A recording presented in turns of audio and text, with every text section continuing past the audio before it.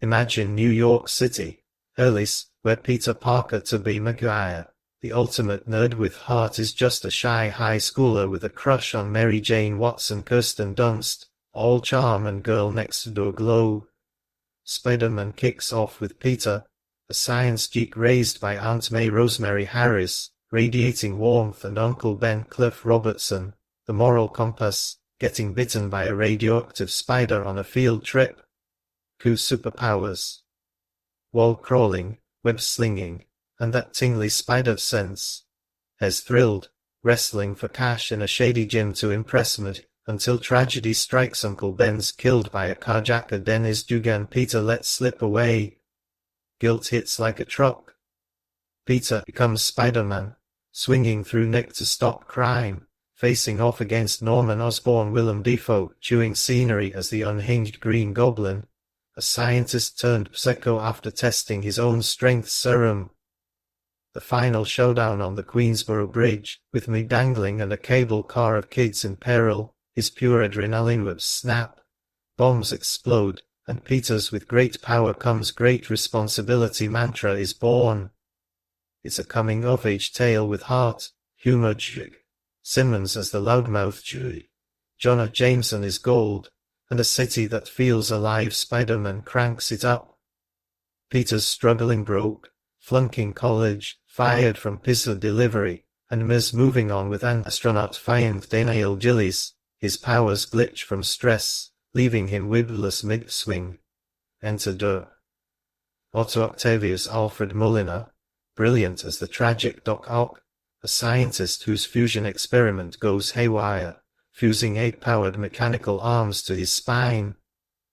Those tentacles turn Otto into a bank-robbing, city-wrecking madman obsessed with rebuilding his reactor. Peter's torn between hero life and normalcy, even tossing his suit in a dumpster. But when Doc Ock kidnaps Meg and threatens Nick with a sun-like reactor, Peter's powers roar back. The train fights Spidey, stopping a runaway subway with every ounce of strength, crowd surfing unconscious into grateful passengers' arms is iconic. It's all about sacrifice, with Aunt May's wisdom and Ms. choice to ditch her wedding for Peter sealing the emotional core. The vibe. Gritty, heartfelt, and thrilling, like a comic panel in motion. Spider-Man goes big and messy.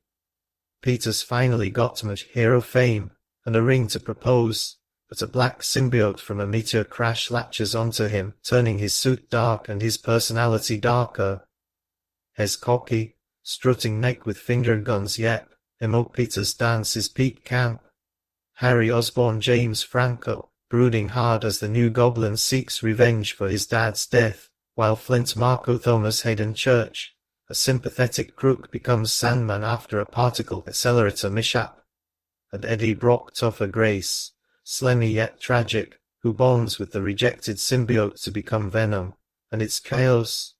The final battle, trapped in a webby construction site, Harry's redemption, and Peter's forgiveness of Marco. It's heavy. It's a roller coaster of revenge, redemption, and that classic Raimi mix of soap opera drama and explosive action. The trilogy feels like Peter's journey from boy to man, wrestling love, loss, and his own darkness, all while Nick cheers or jeers him on. Review. Visually, Raimi's Trilogy is a love letter to comic books, evolving the superhero aesthetic in ways that blows audiences away. Spider-Man set the stage with practical effects, real Nick locations like Flatiron rooftops and Columbia University mixed with groundbreaking CGI. The web swinging, crafted by Sony Pictures Imageworks with artists, feels weightless yet visceral, like you're soaring with Peter. The Green Goblin's suit, with its animatronic mask Dafoe endured power fittings, pops with menace, though some sky-like Norman's glider looks dated now. Cinematographer John Schwartzman used vibrant reds and blues to mirror Spidey's suit, making every frame pop like a Stan Lee splash page. Spider-Man ups the ante. Bill Pope's cinematography leans into moodier lighting, think rainy alleys and neon-lit streets, while the effects team overshots nails Doc Ock's tentacles. Those arms, a blend of practical puppetry and clay, move with eerie intelligence, since to Muller's unhinged performance. The train sequence.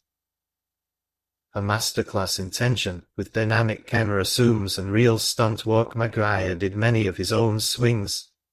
The fusion reactors glow and collapsing set pieces feel tangible, earning the film an Oscar for Best Visual Effects. It's near perfect, though some green screen moments like the hospital attack show seems Spider-Man pushes boundaries with a massive budget. The era's prettiest film.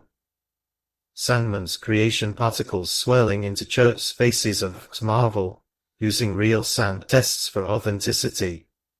The black suit's glossy, living texture contrasts the classic red-blue, and Venom's tendril-heavy design inspired by Big Cats is creepy cool, though its rushed intro feels flat. The construction site final blends practical cranes with chaos, but the crowded action can blur the focus. Across all three, Raimi's campy touches, dramatic zooms, horror-inspired beats like Doc Ock's hospital massacre keep the vibe distinct. Nudge. Spider-Man's overstuffed plot dilutes some visual clarity, and early CGI in the first film hasn't aged gracefully. Still, the trilogy's practicality balance, vibrant colors, and iconic designs. Spidey's suit is timeless, set a gold standard, influencing every superhero flick that followed. Raimi's Spider-Man trilogy is the GOAT of superhero cinema because it's not just about capes, it's about heart. Tobey Maguire's Peter Parker is our awkward, relatable anchor, growing from a bullied teen to a hero wrestling his demons. That symbiote arc in Chef's Kiss for daring to make him a jerk.